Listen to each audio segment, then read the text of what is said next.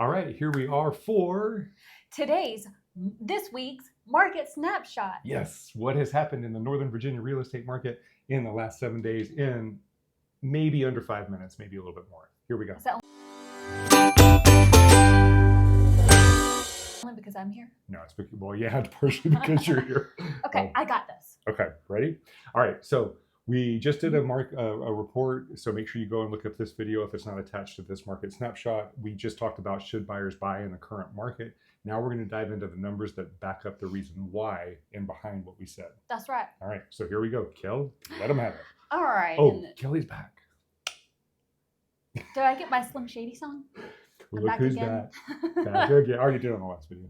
I think I'm going to leave it in there. Oh, you're not going to leave it. Yeah, probably won't. Anyway, go ahead. All right, tell us. Okay, so this top graph here, that top black squiggly line, that's the buyer's activity. That's how many homes have gone under contract in our area in the last 7 days.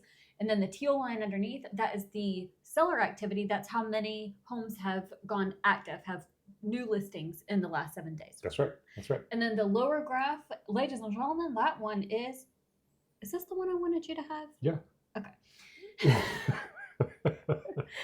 That middle line there, that's kind of the, I call it like seafoam green. It kind of looks great. What does it look like? That's gray. Beige? That's just totally gray. Well, it's got a slight green tint to it that I really like, especially for kitchen cabinets. If it's an island and everything else is white. Okay. Or all right. So wood what is coming back? You don't have to go white. So what does this line mean? Okay. So that's the normal market, and then the black one is going to show whether we're up in a seller's market or in a buyer's market. And right now we're trending.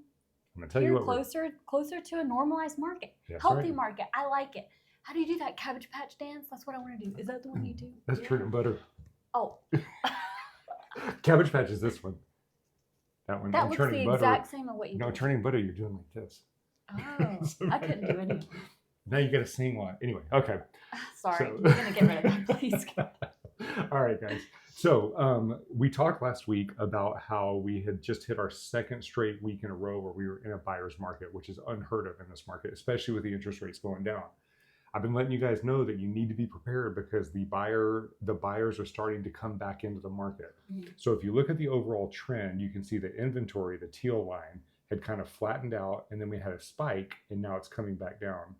Buyer activity had kind of flatlined, but now it's starting to pick up. We do expect this number to keep on going up because of the lower interest rates and the increase in mortgage applications. So what happened? Why does the buyer activity chase the listing activity? Well, if you want to buy a property and you want, let's say it's COVID and you want toilet paper, and you have to go to the store and you want to pick up some toilet paper, how much toilet paper do you think is going to sell if there's no toilet paper on the shelves? Yeah, but we have increase in listings. Well, we have an increase in listings, but look, if this dropped and the buyer activity is higher and they buy up everything that came in and go up, then they have to follow where the inventory goes. So if there's a decrease in inventory and an increase in buyer activity, then there's not enough properties for the buyers to keep on increasing. Correct. Yeah, and unless they're sopping up what was left over, which is what we've seen a couple times, where we've had that decrease in inventory a couple times and buyer activity kept going up. Okay. Yeah. And it takes like a week or two to get the men to actually take action on what we're saying. It's time to buy. Right. I keep telling you. That's right. All right. Okay. So yeah, and keep in mind, these are lead measures. So we're looking at properties that went under contract and inventory that came on the market. We're not looking at sold properties because we want to make real-time decisions about what's going on. So what does this mean? That's why our graphs on the 7 day marks look different than the, hey, what's been going on. Yeah, month over month and so on. 60 days. Yep. All right. So what does this mean? This means that, well, let's look at what contracts are doing. So these are the most recent contract trends that we have at this point. It is only through September 15th. But for that 7 day period, they received 158 contracts. And you'll see that a total of 63% of the properties sold at or above listing price. So sellers, you're still getting top market value on your properties as long as you're pricing them appropriately. Like I said in the commentary, those that are below, it's not because the prices are dropping. I was shocked to see this, so I went and I took a handful of them and they had been overpriced Yep. to start with. That's I mean, I didn't look at every single one of them, but I looked at a lot of them, and that was what it was. I'm glad you said that, because I was just in a conference this last weekend, and there was a survey that was done of sellers nationwide, not even just in our market, and 8 of 10 sellers still think they're going to get above whatever list price they put on the market. Yeah. Sellers are lagging behind on what's actually happening with the increase in inventory. Yeah. So 63% of the properties, you can see they went at or above listing price. Now, here's what's interesting. Properties that sold in 0 to 7 days, that was 32%. And properties that sold in 8 to 21 days was 23%. That is 55%. So that leaves an additional 12% of properties that were on the market for 22 plus days that still sold at or above listing price. So we're starting to see that threshold increase. Last week we saw it as well.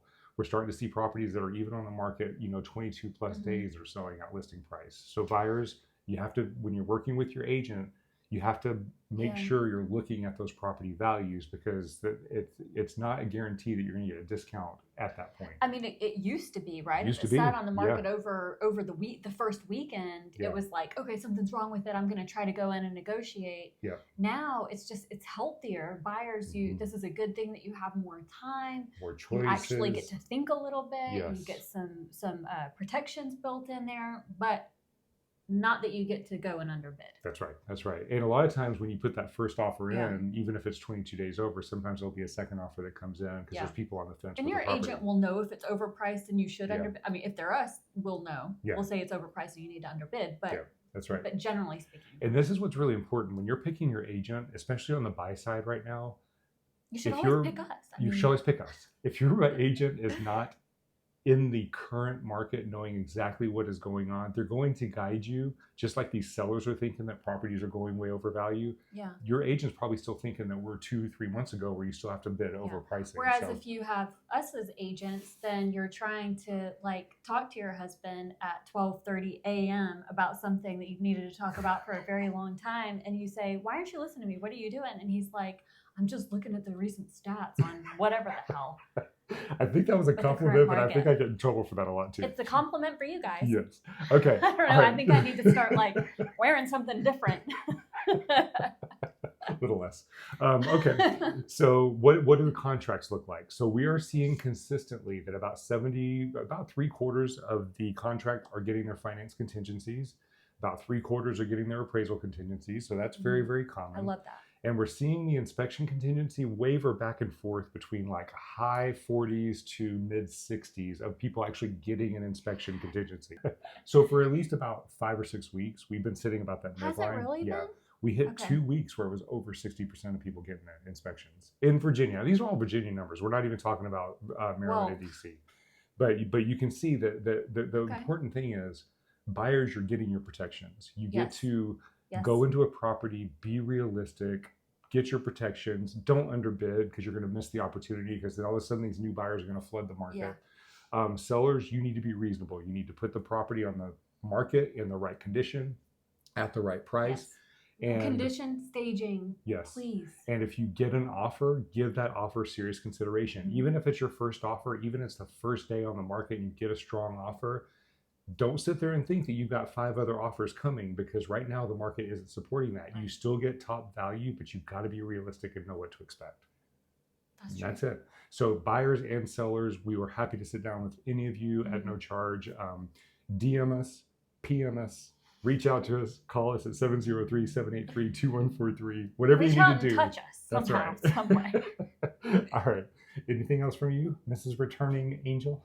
Aw, that's so sweet. Yeah, I just kind of flowed from my lips. Nope. But keep in mind, I have a lender license, not for our gain, but for your education, so that you don't have to feel like you're, as soon as you knock on a lender's door, they're going to pounce. Yep. She's here to protect you guys. So if you have... Not that you need protecting from lenders. Help you understand what is being offered without opening a door that's scary. Do you know how many... Most of my spam comes from whenever we were buying our house in 2021. You're still getting that? I'm still getting that. It's crazy. All right, guys. Have a great week out there, and we'll see you next week on the Snapshot. That's right. Bye. All right, bye.